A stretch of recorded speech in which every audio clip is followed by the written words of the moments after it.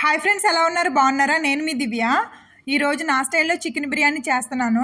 దానికి కావాల్సినవి ముందుగా శుభ్రం చేసుకున్న చికెను, ఉల్లిపాయలు, పచ్చిమిరపకాయలు, టమాటో, పుదీనా, కొత్తిమీర, నిమ్మకాయ, మసాలా పౌడర్లు, చికెన్ మసాలా, బిర్యానీ మసాలా, జీలకర్ర పౌడరు, ధనియాల పౌడరు, పసుపు, మసాలా దినుసులు, బిర్యానీ ఆకు, యాలకులు, లవంగ మొగ్గ, దాల్చిన చెక్క, కొద్దిగా సోంపు, కొంచెం ఉప్పు, తగినంత కారం, కొద్దిగా పెరుగు, అల్లం వెల్లుల్లి పేస్ట్, ఫ్రై చేసుకున్న ఆనియన్స్. ఇప్పుడు చికెన్ని మ్యారినేట్ చేసుకుందాం. కొద్దిగా ఉప్పు, కొంచెం నిమ్మరసం,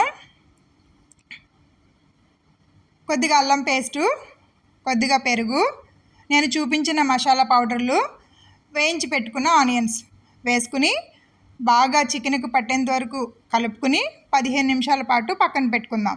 ఇప్పుడు స్టవ్ వెలిగించి ప్యాన్ పెట్టి ఆయిల్ హీట్ అయిన తర్వాత చూపించిన మసాలా దినుసులు కూడా వేసి కొద్దిగా వేగిన తర్వాత కట్ చేసి పెట్టుకున్న పచ్చిమిరపకాయలు, ఉల్లిపాయలు కూడా వేసుకుని 2 నిమిషాలు తిప్పుకుని అల్లం వెల్లుల్లి పేస్ట్ వేసి పచ్చివాసన పోయేంత వరకు వేయించుకుని కట్ చేసి పెట్టుకున్న టమాటాలు కూడా వేసి 5 నిమిషాలు మగ్గిన తర్వాత ముందుగా కలిపిన చికెన్ కూడా వేసి 2 నిమిషాలు అటు ఇటు కలుపుకుని 20 నిమిషాలు మూత పెట్టుకుని ఉడికించుకోవాలి.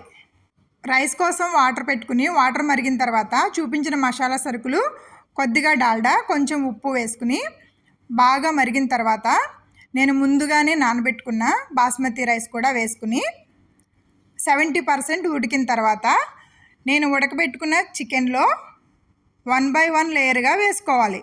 మధ్య మధ్యలో మనం వేయించి పెట్టుకున్న ఆనియన్స్, పుదీనా, కొత్తిమీర, తర్వాత రైసు ఇలా వేసుకుంటూ ఆఖరిలో ముందుగా నానబెట్టుకున్న కుంకుమ పువ్వు వాటరు, కొంచెం నెయ్యి వేసుకుని 20 నిమిషాల పాటు సిమ్లో మగ్గనించుకోవాలి.